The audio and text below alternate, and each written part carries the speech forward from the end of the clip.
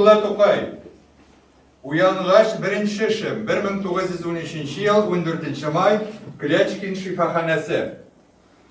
1913 yıl men uyandım, tez arada özüm rakabat etmegen ve özüm yaratkan şiirlerden jiyip 400 sahifeli zorlaganda resimli bir mecmuğa çıkarıga karar verdim. Vallahi muvafık. Jurnalist, naşir hem pedagog Şeyh Akmarov. Tokay özünün barlıq şiirlerin mecmuğaydı bastırılı hukukun Gilmeddin Şerif'e verip onun bilen dagabor yasadı. Hem şu mecmuğanı tüzü üstünde büyük basılıp işe kirişti. Edip müğallim şehir şeref sözleri. Tokay bir lezza oturuşumның en soңгы vafatından 40 gün kadar hükümden Müğarif Kütüphanesi tarafından bulgan sırav boyunca özünün bütün yazgan şiirlerin bir tertipke tizip, bazı yerlerini düzeltip, mecmuğayı asar bastırıga hazırlanan vakit idi. Şu vakit bazı şiirlerin bozup, düzeltip, yaşlık birle 50 nesneler yazılgan, qaysı bir şiirlerimde kuresim de gelmeyin. Jurnalist, naşir hem pedagog Şeyh Akmarov. Bu mecmuğa Tokay'ın özü isen vaktinde basıla başlap, Tokay Ülgeç, Cemal Validi tarafından yazılan şairinin tercümeyi hali hem mülezekeler, türlü fikirler, tekşirlüler bilen dünyaya çıktı. Mecmuğanın köp ülüşün merhum öz kolu bilen tüzüp kaldırdı. O özünün ahir günlerine kadar hatta şifahaneye kirgeç de şunun üstünde işlevi tuktatmadı. Abdullah Tokay, vesiyetim. Koy! Ey nefsim etemenem, bar yönelki Tengri'ne, birden arkanını marşı, indi bir bit emrine, dostlarım, kardeşlerim, siz mullalarga eytiniz. Bu iki yolunu mini kumgeç ukurlar kabrime. Aklı tekfir bir gaceplensin, kurip aktık sözüm. Kur, ne resmet olan iman birle Kur'an sedrime. Габдулла Тукай, шагыйр. Yıllar öte bara торгач картайсам да, бөкрем чыгып бетсә дә, хәлдән тайсам да, күңелем минем япь-яшь калыр, һич картаймас. Җаным көчле булып калыр, хәлдән таймас. Күкрәгемдә минем шагыйр уты саумы, күтәрәм мин карт булсам да авыр тауны. Шагыйр күңелемдә кыш булмый да кар яумый, күңелемдә көн һаман аяз, һаман да яз. Шагыйр күңелендә кыш булмый да кар яумый. Булмамын юк, картайсам да чын карт кеби. Утырмам тик юк бар теләк тели. Менмәмен мин, Ходай кушса мич башына. Шигырьләрдән килер миңа кирәк җылы. Җырлый үләрмен мин үлгәндә дә. Дәшми калмам Газраилне күргәндә дә. Без китәрбез. Сез каласыз дип җырлармын. Җәсәдемне туфрак берлә күмгәндә дә. Dil galimi yazıcı, cemaat işliklisi siyasetçi Galimcan Şeref Sözleri 1913 yıl Tokayev Sözleri kitabından. Tokayev ile yakınırak, yaxşırak tanışırga tilevçilerge Tokayev'nin tizden basılıp çıkacak mecmuayı eserini təqdim etemiz. Anda Tokayev'nin 50'ye kadar kitap şeklinde basılmağın baytak yan eserleri de bulacaktır. Müğarif Kütüphanesi. Turmuş gazetası. Piyamedin Yuldaşov. Мәҗмуганы тулы нәшер итү, шагыйрьнең җан хәрәкәтләрен төшенү өчен төрле кешеләргә төрле мөнәсәбәт белән язылган мәктүбләрен, шигырь вә нәселләрен сорап газеталардан игълан итә. Кояш газетасы 1914 ел 6 май матбугат укучылардан истәлекләр. Мәрхүм Тукаевның язылачак тәрҗемәи хәленә, аның татарча вә русча кул язмаларының фотографлары, туган йорты вә авылының, сабак башлаган Кырлай авылы мәктәбенең, Уральскида укыган мәдрәсә ва школаның остазларының рәсемнәре вә үзенең төрле вакытта алдырган рәсемнәре дә дәреш ителсен иде. Шагыйрь Пиямеддин Юлдашев. Кыска гына хәятында матбугат ва әдәбият дөньясында байтак сөйкемле чәчәкләр тизеп киткән мөхтәрәм шагыйребез Габдулла әфәнде Тукаев мөнәҗәтләренең таралып яткан шигырь вә нәселләре Тукай мәҗмугасы Намилә Мәгариф Kütüpханәсе хакында нәшер ителәчәге, шагыйрь үлгән көндә аның кабер якасында ук сөйләнеп, матбугат аркылы бәян ителгән бер фикер иде.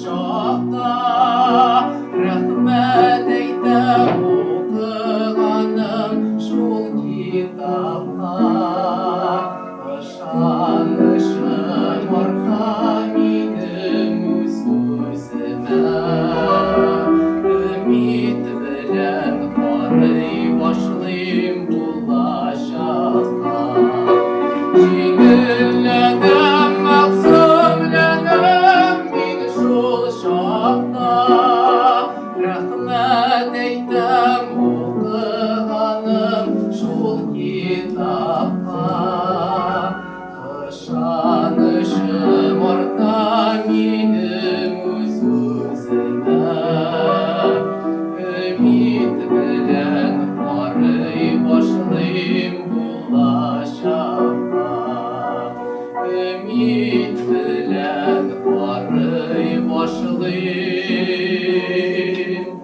булачакка.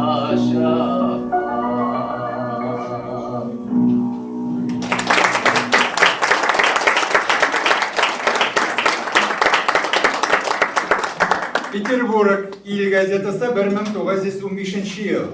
Казанда Мәгариф китапханәсе тарафыннан мәрхүм шагыйрь Габдулла Тукаевның мәҗмуга әсәре нәшр ителде. Мәҗмуга уртакулда 560 сәхифәлек бер җилд тәшкил иткән. Мәҗмуганың мөндәрияҗәсе Тукайның тәрҗемәи хәле, шигырьләре хакында мөлахазалар, җитди шигырьләр, көлке шигырьләр, балалар кыйсымы, нәср вә шигырьләр гыйбарәттер. Мәҗмугада Мәгариф китапханәсе тарафыннан махсус фотографлар ибәрлегән калдырылган. Габдулла Тукайның туган өе, укыган мәктәбе, авылның рәсемнәре, Тукайның үзенең 3 төрле рәсеме бар. Мәҗмугада Тукайның шигырьләре үзе тәртип итеп калдырган бүлемнәргә бүленгән. Көлке вә һөҗүи, балалар кыйсымнарында бәдә байтак рәсемнәре бар. Кояш газетасы 1915 ел игълан. Шагыйрь үзе исән вакытта бер мәҗмуганың мөндәрияҗәтенә гаит байтак рәсемнәр мәҗмугай әсар өчен махсус ясаткан иде. Ул рәсемнәрнең мәҗмугада һәммәсе басылды. Әдип, мөгаллим шәһәр шәрәф сүзләре. Үзенең әввәлдәрә хусусан төрекләргә тәкълид бирелә язылган шигырьләрнең телен яратмаенча, шуларны бөтенләй мәҗмугадан төшереп калдырса ничек булыр икән дип киңәшләште. Нәтиҗәдә ул шигырьләрне мәҗмуганың башларына куймый, урта бер йиренә кертергә, һәр хәлдә бөтен шигырьләрнең язылу тарихларын гыйләвә итеп бастырырга карар бирде. Шагыйрь Кыямәтдин Юлдашев. Көлке һәм һәҗүр кисеме 80 сәхифә чамасы булып, шагыйрьнең иң гүзәл шигырьләре кертелгән һәм гүзәл рәсемнәр белән бизәлгән. Яңа милли ел журналы 1933 ел. Бүгенгә чаклы Тукайның тормышы һәм аның әдәби иҗаты турында язылган тикшерүләрнең иң мөһиме, шөбһәсез, Җамал Вәлиди каләме берлә язылып, Габдулла Тукаевның мәҗмуга әсәренең беренче басмасына кергән мәкаләсе иде. Ил газетасы 1915 ел игълан. Мәҗмуга 3 төрле кәгазьдә бастырылган. Иң эш сүзенең хакы 1 сум 75 дигәндер. Баш склады Казанда Мәгариф китапханәсендә. Башка мәшһүр китапчыларда да бардыр. Кояш газетасыннан 1915 елның 16 апрель санында бәһәсе гади кәгазьдә әҗзә 1 сум 7 тиен. Мөҗәлләд 2 сум, әгъла кәгазьдә әҗзә 2 сум 2 тиен. Мөҗәлләд 2 сум 55 тиен. Калинкровый мөҗәлләд 3 сум, әгълада мөҗәлләд 5 сум. Баргыт белән тышланган әгъла 10 сум. Почта мәсарифы айлыкчыдан задаткасыз налож ибәрелми. Мөрәҗәгать адрес Казан товарищество Маариф. Кояш газетасы игълан. Һәр өйдә бер нөксә булырга тиеш китап, шөбһәсез, милли шагыйребез Габдулла Тукай мәҗмуга әсәредер. Петербург ил газетасы 1915 ел. Габдулла Тукай мәҗмуга әсәре әдәбиятыбызда беренче мәҗмугаи әсәрдер. Ваксынмыйм. Син үзеңчә изгеш эшлим дигәндә халкыңа, әллә нинди былчырак хаулар салалар баклана. Шул заман, шундый заман дип бу вакыт, мондый вакыт, син үзеңне дөньяда безнең шәгыйрь, безнең шатыр. Мин сыялмыйм андый шартлар, фани дөнья вакытына, башны бөксәм, зур җинаяттер олуг җан вакытына. Ашкынамы мин әбәд бетмәс урынга, мәңгегә, мәңгелеккә, мәңге рухлы, мәңге нурлы ямлегә. Анда мин мәңге көләш һәм мәңге яшь булмак телим. Бу кояш сүнсен, җиренә мин кояш булмак телим. Вакытны йөртеп, кешеләр узаган миннән күреп, файдалансын шунда миннән сәгатен һәркем борып.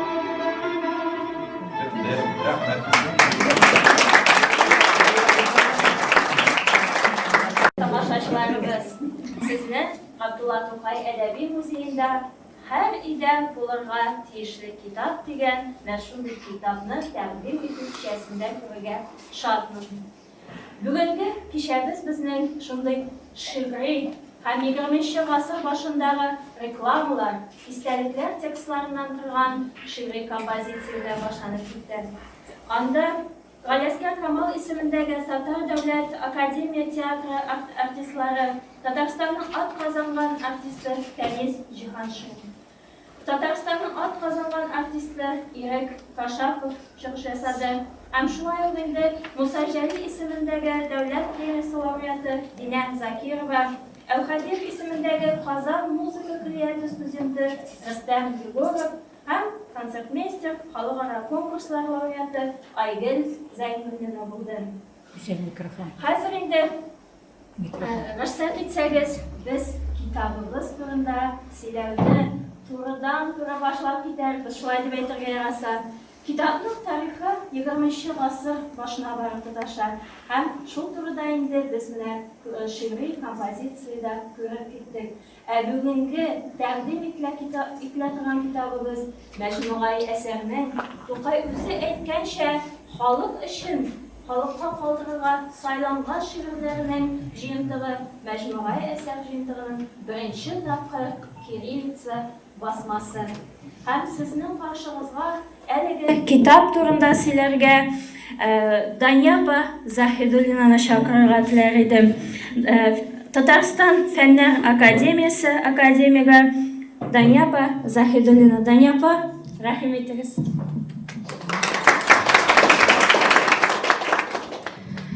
Хәерле көн, хөрмәтле җәмәгать. Чыннан да без бүген гадәти булмаган бер кичәгә җыйналдык. Әлбәттә, Габдулла Тукайның иҗаты, аның шигъри иҗаты да, аның эпик әсәрләре дә, аның тормышы да бүген татар укучысына билгеле, мәгълүм. Аның инде академик басмалары да бар. Аның балалар өчен китаплары да ел сайын төрле форматларда чыгып килә. Һәм гомумән Тукай иҗаты һәр өйдә, һәр гаиләдә, һәр мәктәптә укыган яки балалар бакчасына йөргән баланың кулындадыр дип без инде шанып әйтә алабыз. Ләкин менә шушы вазгыятьтә, шушы хәлдә без әлеге мәҗмугай әсәр чыгуны инде зур бер мөһим эш буларак, зур бер адым буларак карыйбыз. Ни өчен шулай соң дигән сорауга җавап биреп карыйк әле.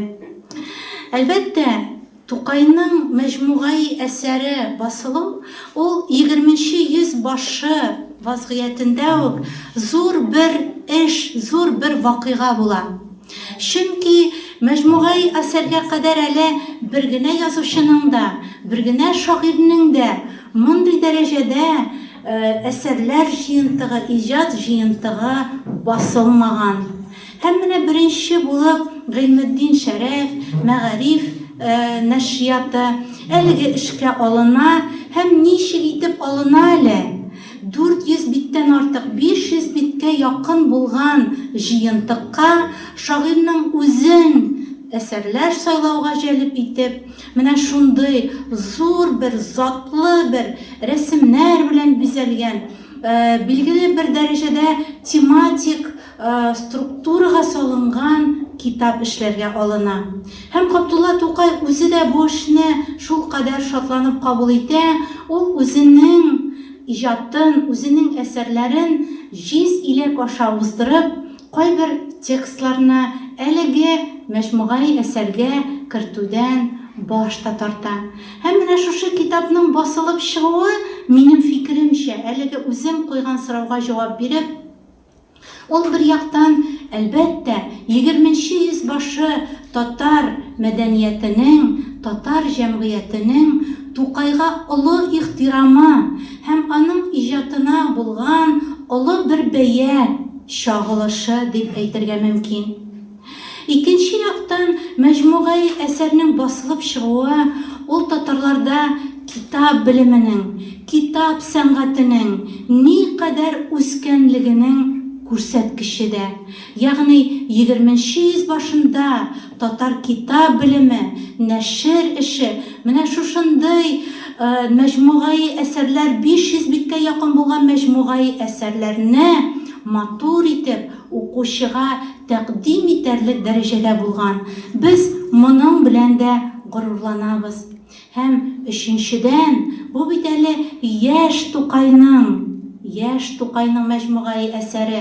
Димәк, 20-нче йөзбашы татар яңарышы, Тукай һәм аннан башка 500 битлек мәҗмугай әсәрләр чыгарырлык язучылар, шагыйрьләр үстергән һәм алар үзләренең шушы җыентыклары белән татар милләтен, татар милли үзаңын, татар дөньясын тагын да биеккәрәк, тагын да яктыгарак, өндәрлек иҗатчылар дәрәҗәсендә булганнар.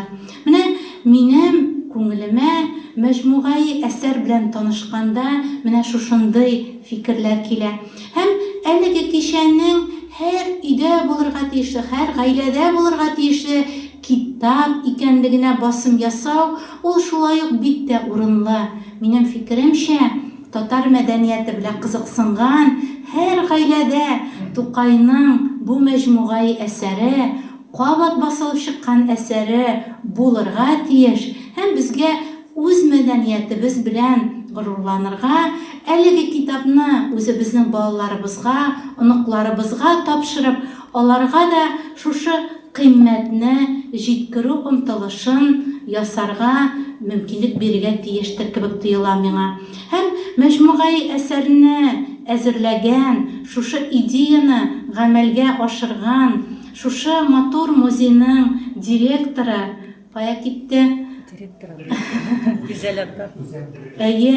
Гүзәл Фәрдин кызына да, Татарстан китап нәшриятына да минем олы рәхмәтемне җиткерәсем килә. Рәхмәт сезгә.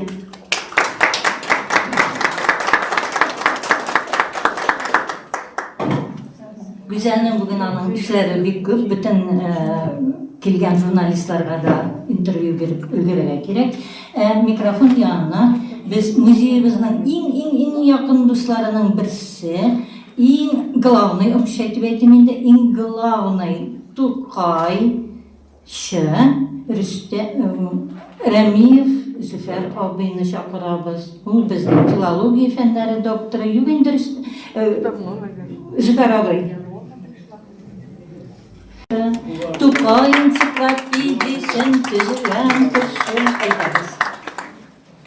Бunda инде артистлар тапшыру урында сезне сөйләүләрдә бу басманың нинди басма икәнлеге ачылды. Шуңа күрә мин яңадан аны характерларга алынмас идем. Ләкин монда сорау туарга мөмкин, ярат ул 14-нче елгы бу мәҗмугай әсәрнең басманың язмышы ничек булган. Минемчә, ул 43-нче елдагы безнең ике томлык чыкканчы халык арасында йөргән, кулланылган, юкка гына яңа лифкә күчкәндә Батыр Сәйфи Казанлы төп нигез итеп шушы 14-нче елгы мәҗмугай әсәрне ала. Һәм сез беләсез, аннары монда да әйтелде, 30-нче елда чит илдә дә бу кулланылган. Ул кулланылыр шуннан да, чөнки әле чит илдә гарәп графикасы, татар теле, татар әдәбияты гарәп графикасында яшәгән. Менә шул. Монда без бу китапка ничек карарга тиешбез? Беренчедән, иң мөһиме Тукайның иҗат ихтыяры чагылганмы юкмы? Ул күрәсе әйтә бит, браковать иткәннәрне, әллә нинди американизировать ителгән кичке азаннар ди. Димәк, Тукай үзе гәрчә әйткән булса, энәсеннән җебенә кадәр һәр язучының үзен сүзен тикшереп чыгарып дисә дә, халыкка бу рәвешле күрсәтүне мәслихәт күргән. Һәм хәзер сүз чыгарга мөмкин, ярар сезнең академик басмагы чыкты дип. Без академик басманы чыкканда бу басмага игътибар иттек. Ләкин biz хәзер Тукай үзе теге бу әсәрләрне ничек күрсәтергә теләгән белән бик килешмичә, менә нәкъ энәсеннән җебенә кадәр дигәнгә басым ясап, без алындык. Чөнки бу 14нче елгы китапта кайбер әсәрләрне кыскартуларда күренә. Башка төрле моментларда бар. Шуңа күрә Тукайның фәлән шифры дигәндә без бу 14нче елгы китапында игътибарда алырга тиешбез. Һәм шул ук вакытта бу энәсеннән җебенә кадәр дигән принцип белән дә эшләргә тиеш. Җәмәгать Тукай нык тикшерелде, ләкин менә мине бер төшереп тора, моннан 15-20 еллар элек китап палатасы бар иде. Китап палатасы хәзер ул архив печати дип аталамыдыр, ул кайдыр 8 мартта булай. Анда бардым. 1929 елларда китап палатасында әйтелә Тукайның 2 төпләмә кулъязмасы бар дип. Менә шул табылган юк. Ишетүемчә, менә шушы нидә архив печатида шактый материаллар әле тикшерелмәгән дип мин баргачлап сорашкан идем. Менә шулар да бу. Аннары тагын бер кичкенә генә сүзем бар. Бу китапта да онытылып киткәнмендер. Тукайның ияреп килгән 6 бала белән дигән мәсьәлә ачыкланды бит инде. Чөнки ул балаларның туган язуларын метрик кәгазьләренә Зиннәтулла карт үзе язып биргән. Ләкин һаман шушы нәрсә йөри, безнең язганнарга, башка язганнарга игътибар итәргә кирәк иде. Күптән түгел өч телдә инглиз, татар һәм кайсы телдә рус телендә китап нәшриятында чыгардылар. Анда да һаман әле шул ияреп килгән 6 күгәрченмәләр. Шунда. Гомумән Тукайны өйрәнү әле дәвам итәргә тиеш. Аннары Фикер газетасын ничәдер саны табылмаган. Анда да Тукайның әсәрләре һичшиксез булырга тиеш. Гомумән бу китапның чыгу ул бик яхшы хал дип саныйм. Һәм әйткәнебезчә, һәркемнең өендә булырлык китап. Тукайны өйрәнү һаман да дәвам итсен. Һәм бу китапның чыгуы белән төзүчеләрне, китап нәшриятын котлыйсым килә.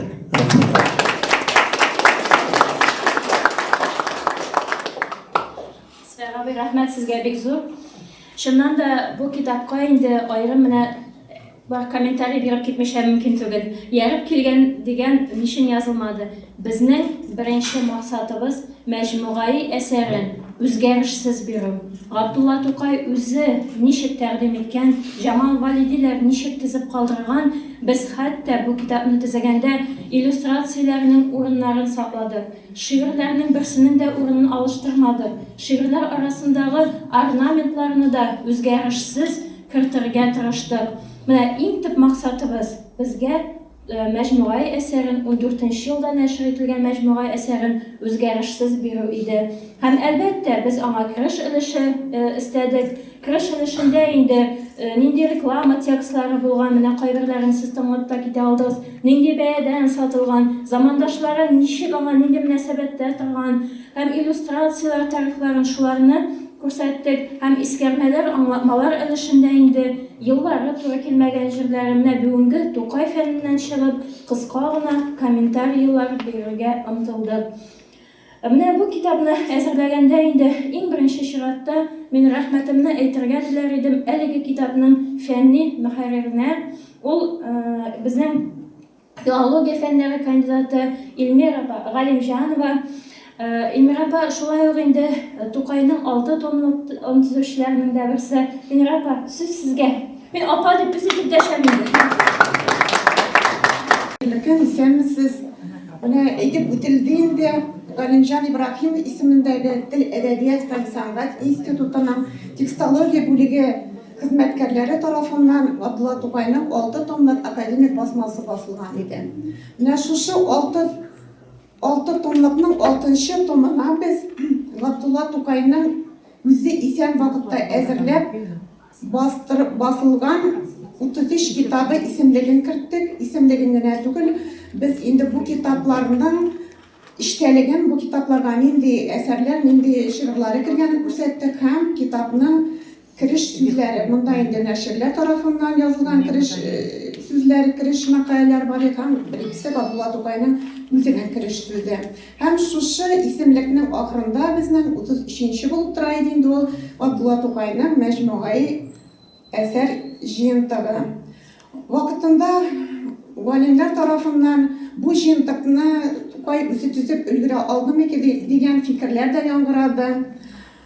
Габдулла Тукайның үзе төзеп калдырган җыентык булуының җирлеге бар дип әйтәләр. Монда ул фикерләр яңгырады инде. Беренчедән Габдулла Тукайның замандашлары аның бу җыентык өстендә ничек итеп эшләүләре турында язып калдырган. Менә ул фикерләр инде монда да яңгырады, тыңлап үттек.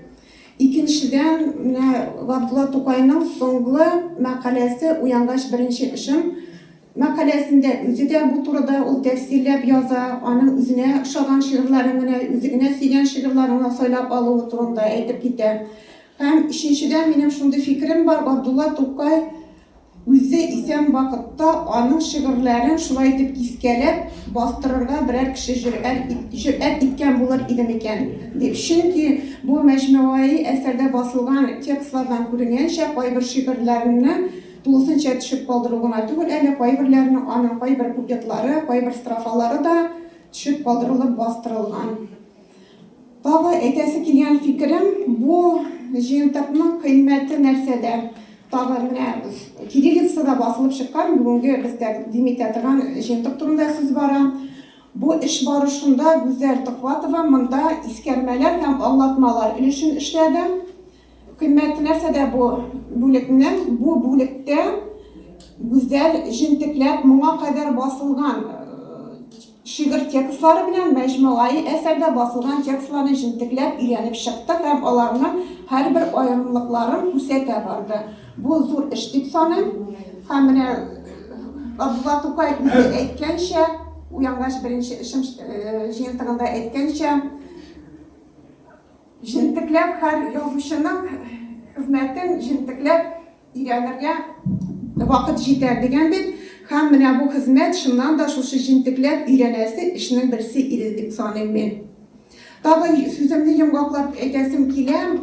Менә әйтеп үтелде бит инде, бу җыентыкның моңа кадәр 3 басмасы бар иде. 1914 елда басылган, 1918 елда басылган һәм 33 елда Токиода басылган басмасы. Бу без менә бу 6нчы томны эшләгәндә шушы 14 һәм 18 елгы басманы берәмтекләп өйрәнеп чыктык. Менә ул Фәния белән бергә эшләдек инде, Фәния үзе дә монда.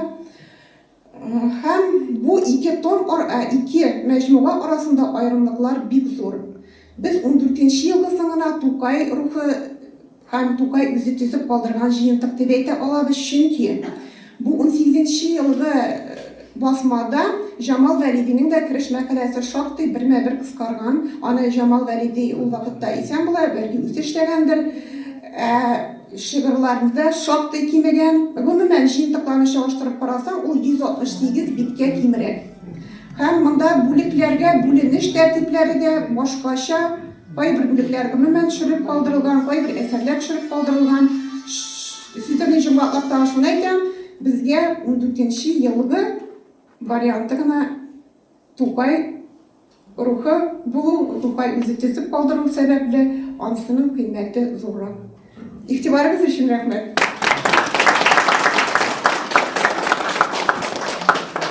Рәхмәт бик зур, Илмира апа.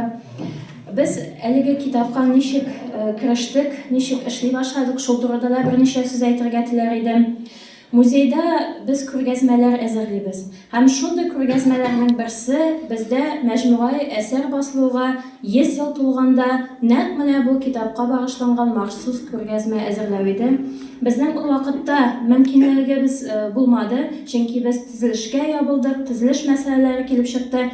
Ләкин 2019 елда әлеге хезмәткә, әлеге җыентыкка багышланган күргәзмә Тукай музеенда эшләде. Ул тамашачылар тарафыннан бик яратылып, җылы кабул ителде. Һәм шуннан соң инде фәнни эш музейда туктамый бит. Шуннан да мәҗмугай әсәрнең халыкка кирәклеген аңлагач, кызыксынучылар күп булуын аңлагач, Тукай музее коллективы әлеге хезмәтне эшли башлады. Әлбәттә, без эшләгәндә инде Галимҗан Ибраһим исемендәге Тел әдәбият институты белән, Тукайчы галимнәребез белән һәрвакыт хезмәттәшлектә тордык, киңәшләшеп эшләнде әлеге китап. Һәм аның кулъязма варианты инде әйтик инде әзер булгачтан Татарстан китап нәшриятына тәкъдим ителде. Минем рәхмәтем шиксез. Татарстан китап нәшрияты әлеге китапны бик яратып кабул итте. Алар шым йөрәкләре белән дип әйтик, шым күңелләре белән әлеге китапны менә бүген без кулга тоткан вариантта эшләп чыгардылар, шуңа ярдәм иттеләр. Һәм беләсең, эшләгәндә шундый җиңел һәм шундый җылы эшләдек. Китапның һәр Рәмзия Шакирова белән шундый игътибарлы, шундый җаваплы һәрбер сүзгә, һәрбер орнаментны сантиметрлап үлчәп утырып, һәрбер сүзне чагыштырып, менә Тукайның анда мәҗмугада, мәсәлән, Шүрәл әсәрендә карасак та, ул егет дип тә язган, җегет дип тә язган менә бу мәҗмуга әсәрендә, менә шундый моментларына да игътибар итеп, фонетик вариантларына да без тулысынча эшләргә тырыштык инде. Һәм хәзер сезнең каршыгызга Татарстан китап нәшрияты хезмәткәрләрен чакырырга теләр идем. Нәшриятның баш мөхәррире шагыйрь Ленар Шаир һәм китапның мөхәррире Рәмзия Шакирова. Рәхмәт итегез.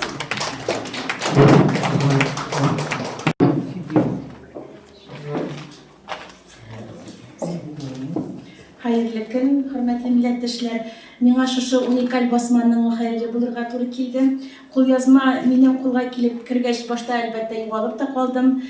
Ничек, нинди уникаль басма икән, нәрсәсе яңа икән моның дип, әлбәттә инде иң беренче төзүче Гүзәл Төхвәтовага мөрәҗәгать иттем.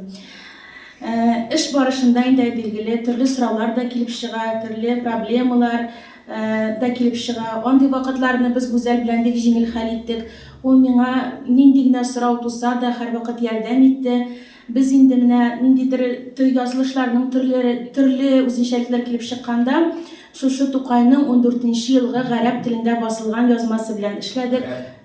Гарәп язуында чыгып итеп чыккан басмасы белән эшләдек. Анда ничек язылса, шулай калдырдык. Инде алда әйтелеп үткәнчә кабатланам, һәрбер орнамент, бизәкне, рәсемне, шушы шигырьнең үз урынында калдырып, инде бергә утырып, зур эш эшләнде. Әлбәттә, музей хезмәткәрләренә бик зур рәхмәт. Инде менә кыска гына әйтеп әйткәндә, шушы Тукай рухы белән эшләнгән хезмәтебезнең иң соңгы вариантын шушы Тукай музеена килеп, зур өстәлгә салып, тагын яңадан чагыштырып, барысын җентекләп эшләргә тырыштык. Укучыларыбыз да бик җылы кабул иттеләр дип уйлыйм. Китабыбыз күп кенә укучылар инде укыды, нәтиҗәләре дә төрле уңай фикерләр дә килеп иреште. Игътибарыгыз өчен рәхмәт. Эшләребез алга таба да дәвамлы булсын. Гүзәлнең аның проектлары, кызыклы проектлары бик күп. Ул бик күп хезмәт куя бу өлкәдә. Әлбәттә, китапларыбыз дөнья күрер дип уйлыйм. Рәхмәт.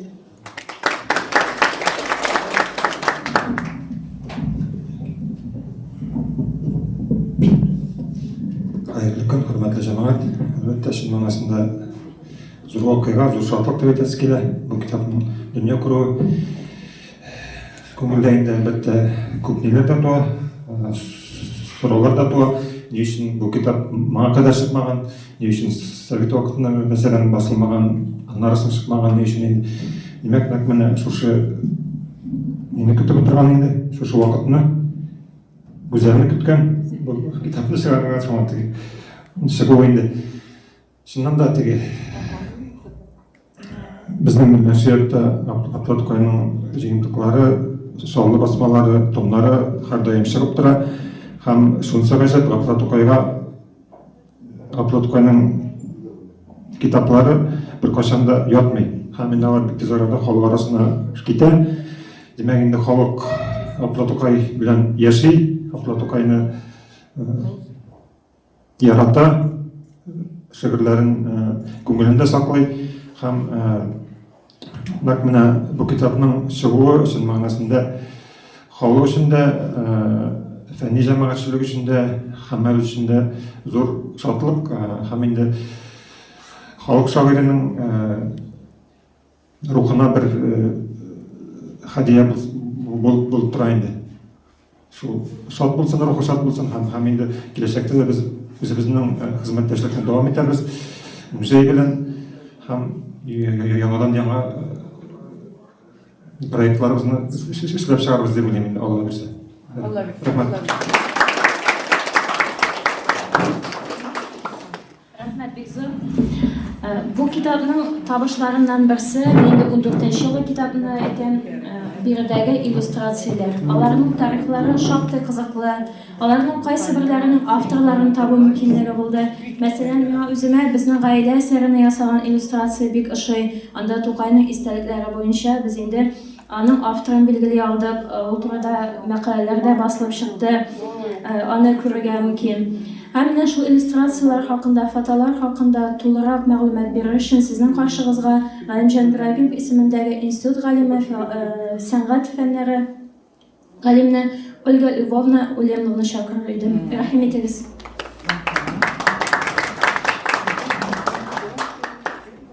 Добрый день. Я немного выбиваюсь из общего тренда, да, буду говорить по-русски. Надеюсь, меня извинит наша замечательная публика.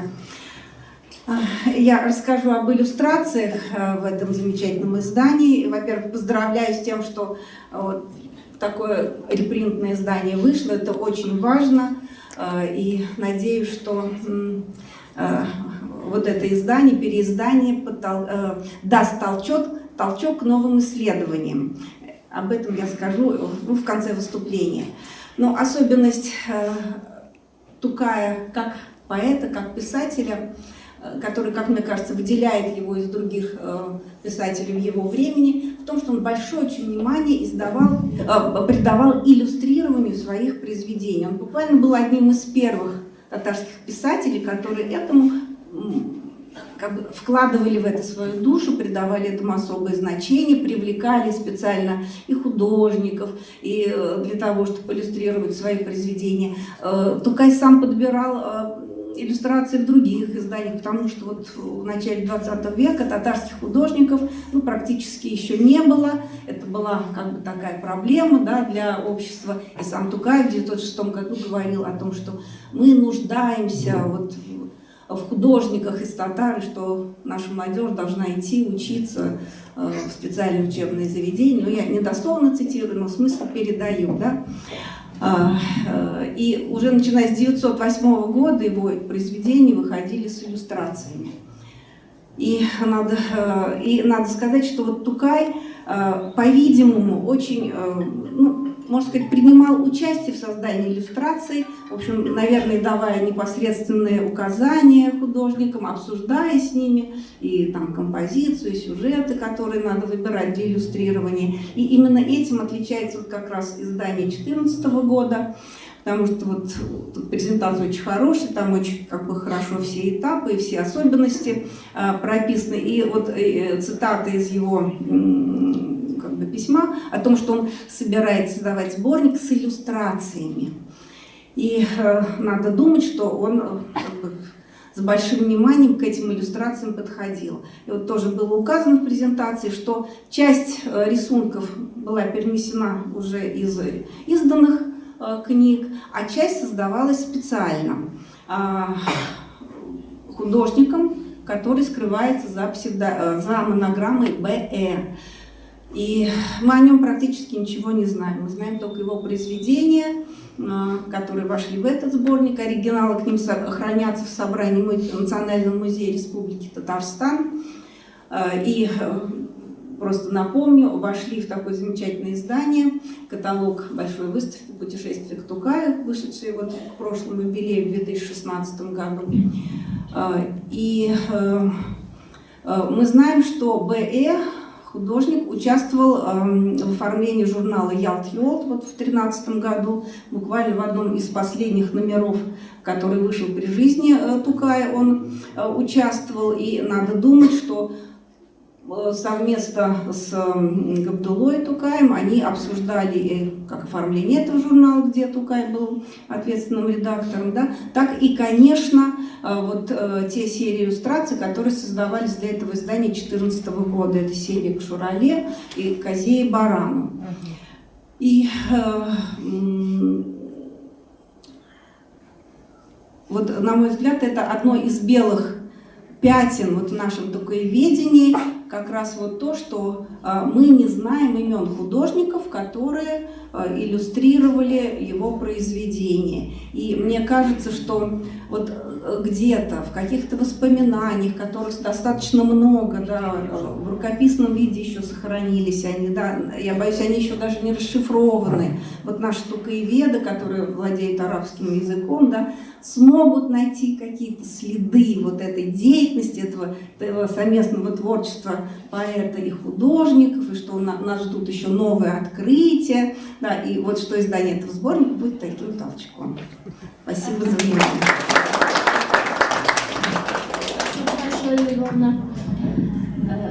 Менә фотолар турында, иллюстрациялар хакында сөйләгәндә, мин 20 гасыр башындагы нәшриятның Миртуган Шәрәфләрнең эшчәнлеген дә ассыклап үтәргә теләр идем. Алар шул вакытта махсус фотограф яллап, ул беренче татар фотографларыннан каллиграф Кыйвам Кари Зөлфакаров була, аны Тукай белән бәйле авылларга чыгарып җибәрәләр. Һәм шул рәвешле Тукайның туган авылында, Кушлавычта, Кырлайда, Эшиледә аның тормышы белән бәйле биналарның сүрәтләре безнең фәнебезгә, безнең халкыбызга кирип кала. Без аны инде төрле альбомнарда да күрәбез, 20 гасырда төшкән. Шулай ук аларның экспозицияда күрергә мөмкин безнең музейда. Һәм менә сез күрәсездер, безнең залыбызда әлеге китапны тәкъдим итү өчен махсус күргәзмә эшләнде. Ул күргәзмәдә 1914 елда мәҗмугай әсәрнең айрым битләре зурайтылып, сезнең игътибарыгызга тәкъдим ителә. Мәсәлән, карагыз әле, менә бу фотога, безгә барыбызга да таныш булган фотога, әйтеп китим әле, түбәтәе безнең музейда саклана, 2нче катта күрә аласыз. Мәҗмугай әсәрдә шундый аңлатма бирелә. Габдулла Тукаевның матбугатта билгеле беренче фотосы. Менә аңлатмалары да кызык бит аның, нинди мәгълүматлар саклана. Аннан соң 20 гасыр башында Тукай вафатыннан соң газеталарда игълан тарала бит, инде сан игъланның текстын тыңлап та киттегез. Тукай белән бәйле истәлекләр, кулъязмалар булса, Мәгъриф нәшриятына китерегез дигән. Һәм менә шундый кулъязмаларның берсен, ул китапта басылган кулъязмаларның берсен сез күргәзмәдә дә күрә аласыз. Һәм шулай ук инде миңа ул китаптагы русчалы, татарчалы язылган битләре бик нык ошый. Мәсәлән, рус теленә алынган айрым бер шигъри юлларын кириллицада нәкъ менә рус телендәгечә бирелгән, ә калган өлеше гарәп графикасында татар телендә тәкъдим ителгән. Әлбәттә, биредә фәнни әһәмияте бик алай зур да түгелдер, ләкин менә карау ягыннан, игътибар итү ягыннан ул бик кызыклы. Һәм менә безнең әлеге китабыбызны презентацияга, шул шатлыгыбызны уртаклашырга килүчеләр арасында әйтеп китәргә рөхсәт итегез. Татарстан Республикасы Милли музей хезмәткәрләре дә, шулай ук Галимҗан Ибрагимов исемендәге Тел, әдәбият, сәнгать институты галимнәре Әлфәт абый Закирҗанов, Әниса апа Алиева, Марсель Ибрагимов бар. Шулай ук инде безнең Казан Мәдәният һәм сәнгать институты укытучылары, галимнәре килде безнең янга. Һәм шулай ук инде Казан дәүләт университеты студентлары һәм галимнәре безнең шатлыгыбызны уртаклаша. Казан университеты Лобачевский исемендәге китапханә безнең янда һәм әлбәттә инде музей хезмәткәрләре, китап йорты музее хезмәткәрләре безнең белән биредә. Һәм менә шушы кичә бездә мин әлбәттә ике ылпат галимебезгә сүз бирмичә китә алмыйм. Һәм Язучылар союзы, гафу итегез, Илсөя Ихсанова биредә Язучылар союзы җитәкчесе орынбасары, шагыйрә. Ике ылпат галимебезгә сүз бирергә рөхсәт итсәгез иде. Хатип абый Миңнегулов. Рафис Хатип абый, бу китап хакында, гомумән фәнни эшчәнлек хакында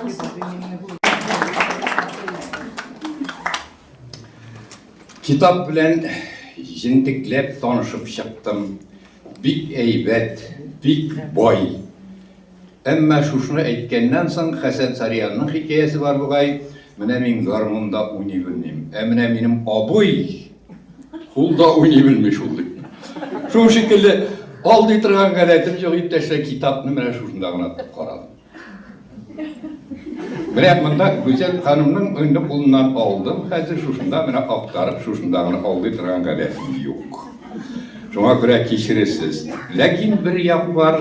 Ondan dıştağım bir indi mine köptenden tegi edebiyat ülkesinde, fen ülkesinde şugullangan kişi olarak min bilirge tiyişidim.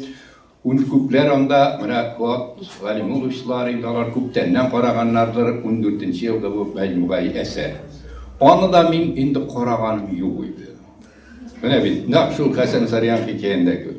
Min birinci mertebe mecmuayı eserine 1990 yılının fevral ayında Helsinki Üniversitesi'nin Künşiğiş bölümünde tanıştım.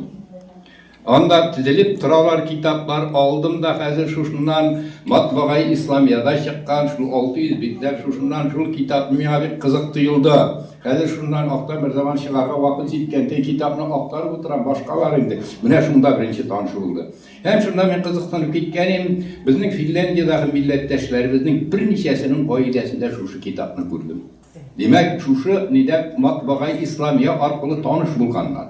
Hem indi bu kitapni indi men qaytgan vaqtda menga da berib jiberdiler. Mana şundan men alıp qaytqach xatirim yolg'ishmasa muzeyga men olib o'la ketganim, balkim hali shu men olib qaytgan muzey mundasining tip nusxa bo'lib yuri turgandir. Onsin men tegi ochiqlaganim yo'q, mana shu.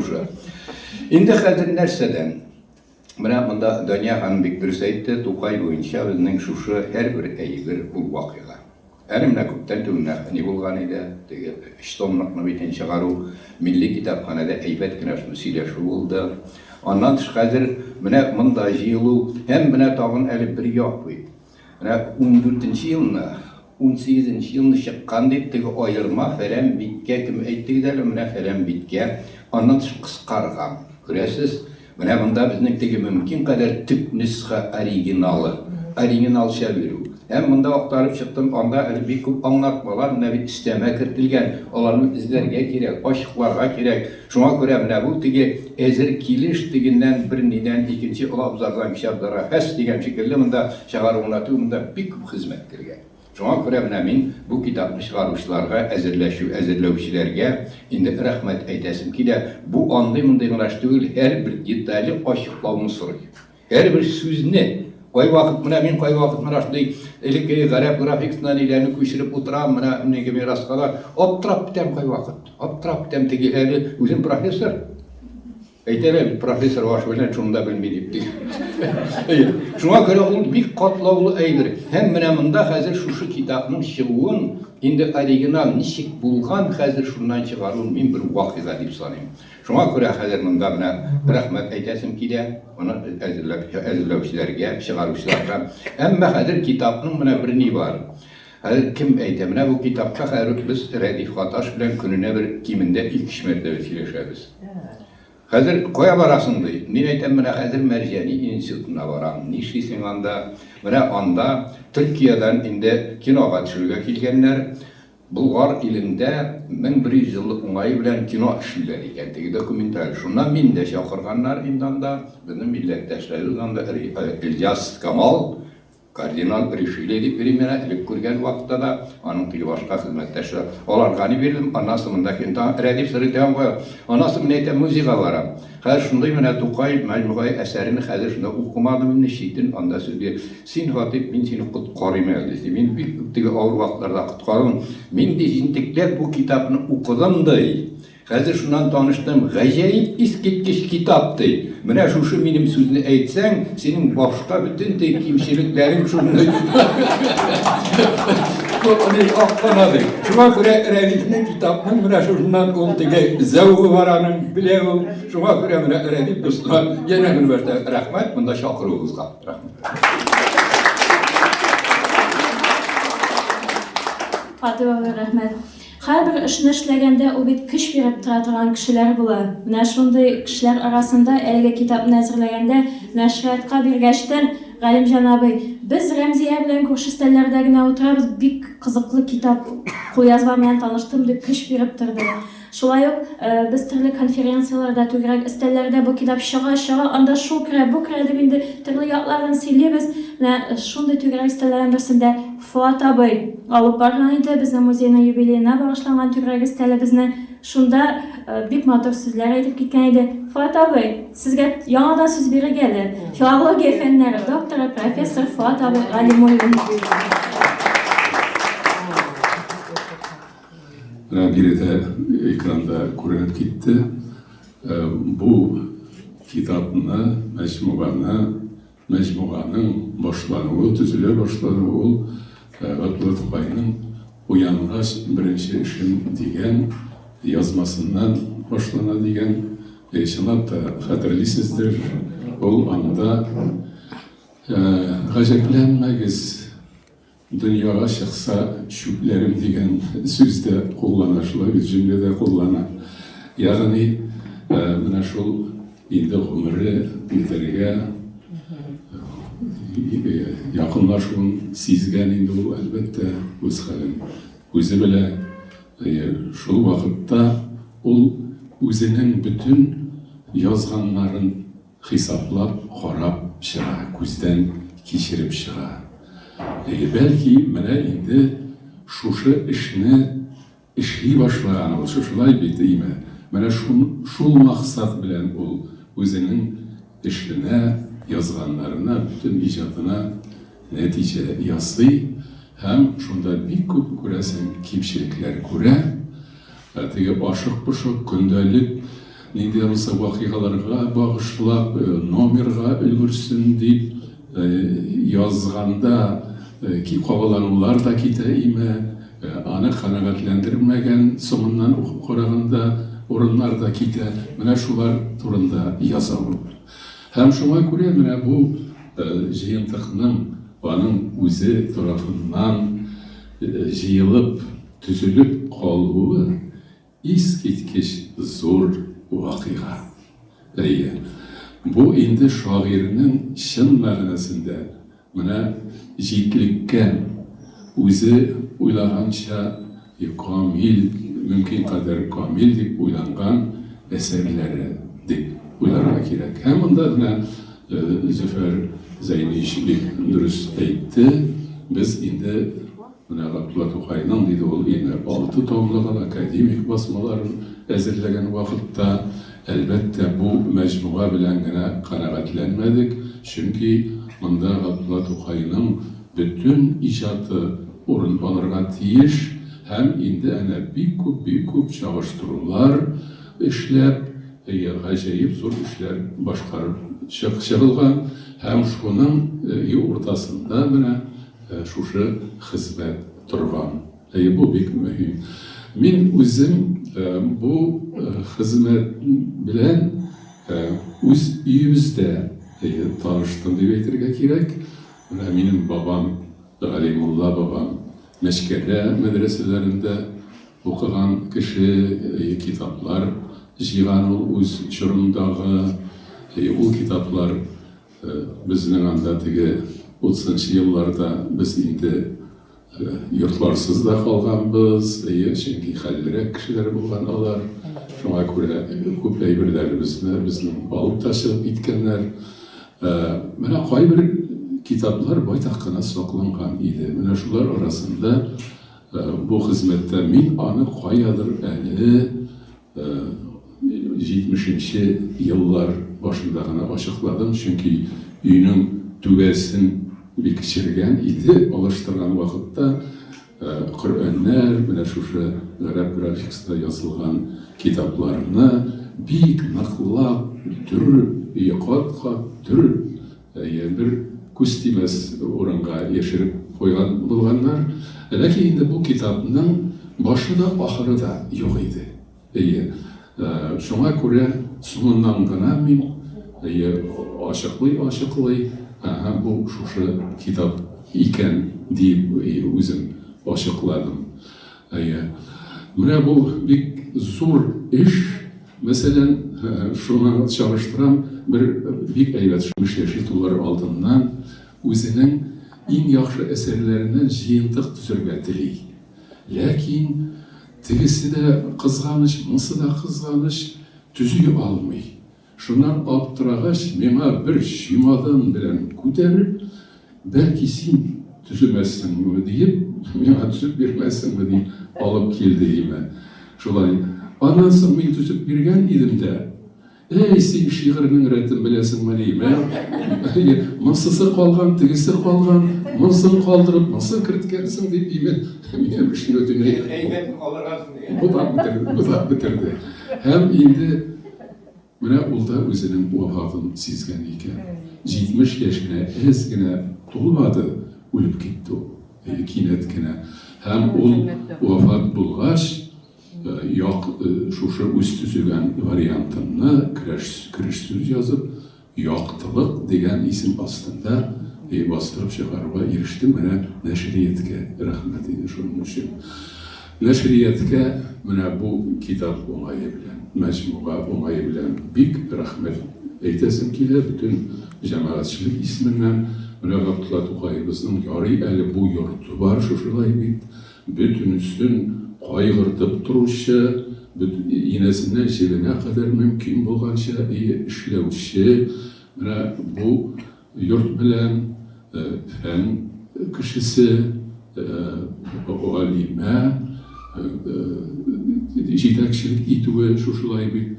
Ул инде менә күренеп тора, бик зур эш эшләнгән. Ул комментарийларны, искәрмәләрне, ачыклауларны төзү өчен менә шушы Габдулла Тукайның бүтән инәсеннән җибенә кадәр белү кирәк. Һәм шул чорны яхшылап белү. Бу илчән мәгънәсендә менә бу хезмәте дә Гүзәл ханымның ни кадәр зур эшләргә сәләтле галимә икәнлеген күрсәтә.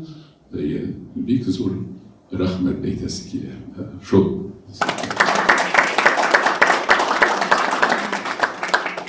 Фатавай, рәхмәт сезгә. Шундый эше инде Тукай йорты дип әйткәчтен Тукай музейына. Рәхмәт, Фатавай. Рәмзи апа, сезне шакырасы идем. Татарстан Республикасы Милли музее өлкән фәнни хезмәткәре Рәмзи апа Абзалина. Рәмзи апа мәҗмуга әсәрләрне эшлә дип торган, көч биреп торган кешеләребезнең берсе. Рәмзи апа, сүз сезгә.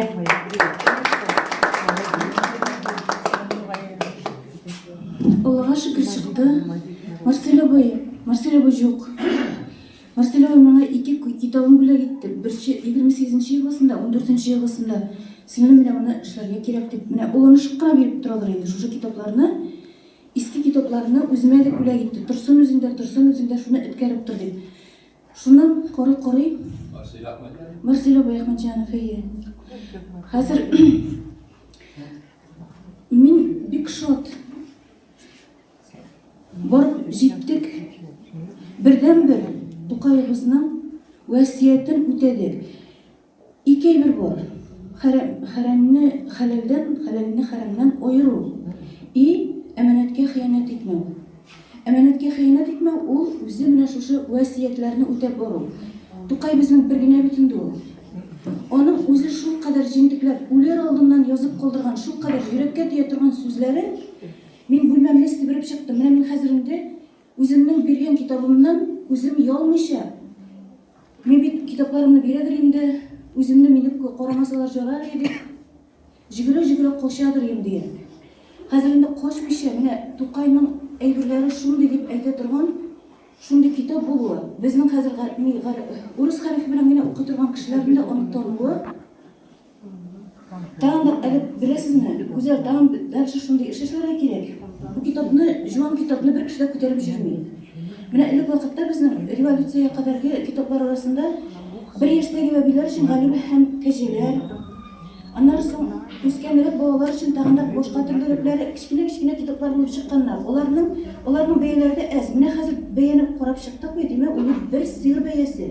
Сыер бәясе 3, 5, 10 тәңкә ул сыер бәясе. Китап бер кыйбат булган. Менә хәзердә китап җырата торган кешеләрнең акчалары бик күп түгел. Шуңа күрә ул китаплар бик күп булырга тиеш. Кичкенә кыягазмы, моша әйбәт кыягазмы ул барбер чыксыннар, күп итеп чыксыннар. Төрле яшьләрдәге кешеләргә җыраклы итеп чыксыннар. Мин шушы васиятне үтәп чыкканы өчен Гүзәлгә, аның командасына әле Аллаһ Тәгалә юлларыбызны бик ачыр. Бу безнең халыкның батырлыгы. Менә бөтен нәрсәгә каршы килеп шушы китапны чыгару, монда каршылыксыз гына булмаган ул. Каршылыксыз гына булмаган булырга тиеш, чөнки ул бөтен совет заманында ул китабында чыккан булыр иде. Ул бит чыкмаган. Аны бит әле менә шушы батырша безнең кызларыбыз әвәләп чыгардылар, әлхәмдүлилләһ, табадан төште генә. Шуңа күрә юлларыгызны biz түгел инде, безнең теләк белән булмый ул. Аллаһ Тәгалә әле ачыр. Тукайның әле дуасы үзегезгә дә ирешер. Ул барбы простой кеше түгел. Ул гади генә кеше түгел инде ул, барбы. Ул безнең халык өчен гади генә кеше түгел. Теләсә нәрсә дип әйтәләр. Авыр чакта да Тукай сүзләргә әйтәләр. Кыен чакта да, усал чакта да. Әллә нинди сүзләр белән дә безне сүгәләр дә Тукай сүзе белән, безне мактыйлар да Тукай сүзе белән. Үзебез дә бик каты хитрый. То бер шигырен без аның кулланабыз, кирәк чакта икенче шигырен без аның кулланабыз. Үзебез дә бик каты хәйләкәрләр. Шуңа күрә менә Тукай ул без Тукай булган икән без үзебез дә Тукайлар. Һәрберебез без Тукай. Шуңа күрә без хәйләкәр дә, зирәк дә, нормаль түгел дә, барыбыз да, бөтенебез дә бар Тукай илһамы. Шуңа күрә шушы әйберләрне, бераз гына үзебезгә шуңган әйберләрне бераз гына шомарта килеп инде, матурлап әйтеп, әйбәтрәк була торып, әманәткә хыянат итмәскә өйрәнергә дә менә бу безгә. Бу бит тәүбә иткән шагыйрьләрнең бик күп түгел дөньяда. Бу бит Тукайның тәүбәсе. Тукай әйткән, мин элек вакытта шундый исерек баштанмы, әллә нинди баштанмы, кеше кытыртуы буенча язган шигырьләрне алып ыргытасым килә дигән. Аларны бер кешегә дә күрсәтәсем килми дигән. Токташның шундый бер шигыре бар. Токташ та бит әйткән, безнең заман халкы онтылыр дигән. Минем бабам Нигъмәтуллин, Аллаһ Тәгаләнең нигъмәтен мин тапшырырмын дигән. Шуңа күрә безнең заманның халкын онтылып, менә шушы киләчәккә хатларда шул язган. Бу тәүбә итә белгән безнең шагыйрьләребез. Тәүбә итә белгән шагыйрьләребез. Шуңа күрә моның әле бәрәкәте Алла бирсә булыр. Аллаһ Тәгалә безнең риза булсын, җәмгыятькә файдасы булсын, үзеңә дә гүзәл һәм командагызга аерым бәрәкәтен насыйп итсен.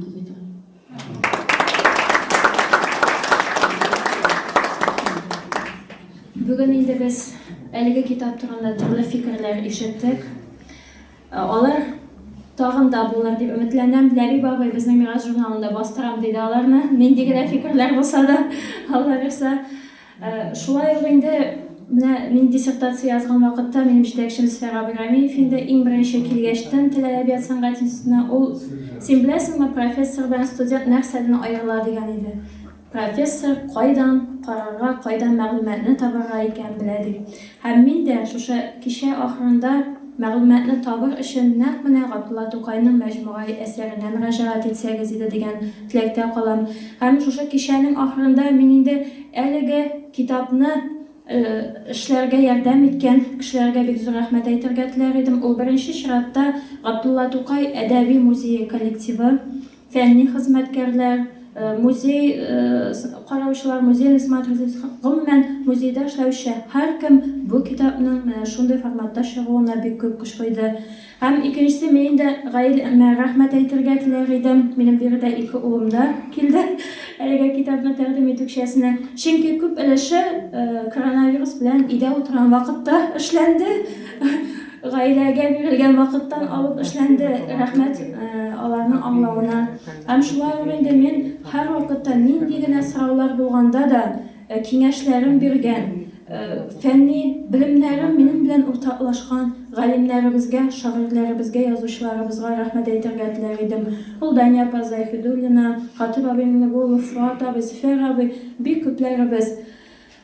Һәм тамашачыларыбыз сезгә бик зур рәхмәт.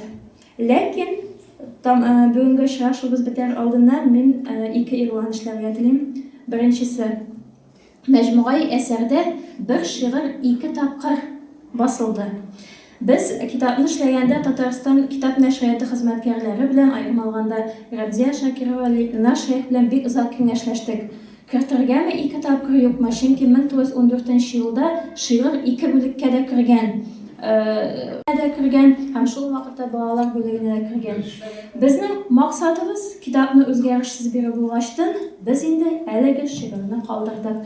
Менә кем Мин әйтмим шигырьнең исеме, кем беренче тапкыр ул шигырьне таба, китапны шуңа бүләк итеп бирәм, киләсез музейга. Һәм тагы берсесе, Габдулла Тукай әдәби музейында экспозициягә бу китап белән бәйле берничә экспонатны күрергә мөмкин. Ул даими экспозицияләр тәкъдим ителгән. Беренчесе, әлбәттә, 1914 елда нәшр ителгән мәҗмугай әсәр китабы. Икенчесе, яңа чыккан басмабыз. Яңа чыккан басманы алып, өстәлгә музей залларында укырга мөмкин. Ул безнең шундай Тукай үзәге дигән аерым бүлмәбез бар, анда рөхсәт ителә. Һәм тагын берсе, әлеге китапка кергән иллюстрацияләрнең төп нөсхәләре шулай ук Габдулла Тукай әдәби музей экспозициясендә урын алган. Алар белән танышыр өчен без әлбәттә тамашачыларыбызны, Тукай иҗатын яратучыларны көтеп калабыз. Кичәбез шуның белән ахырына якынлаша. Сезгә барыгызга да бик зур рәхмәт. Әлбәттә, бик күп кешеләргә биредә инде сүз дә бирергә мөмкин түгелдер. Аны аралашуны дәвам итәрбез дип уйлыйм. Рәхмәт сезгә бик зур. Рәхмәт.